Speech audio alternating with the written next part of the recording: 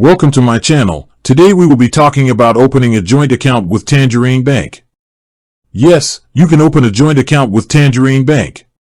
However, the process is different from other banks.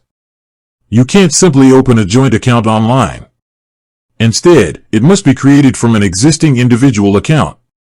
To start the process, the primary account holder must call Tangerine's client service line. During this call, you will provide the full name and client number of the person you want to add to the account. After the primary holder has initiated the request, the joint account holder must also call Tangerine's client service within 30 days to complete the process. If the person you're adding is not yet a Tangerine client, they will need to sign up first. It's important to know that once an account is made joint, it cannot be reverted back to a single account. If you need to remove a joint account holder, you will have to open a new individual account and close the existing joint one. With that being said, thank you for watching.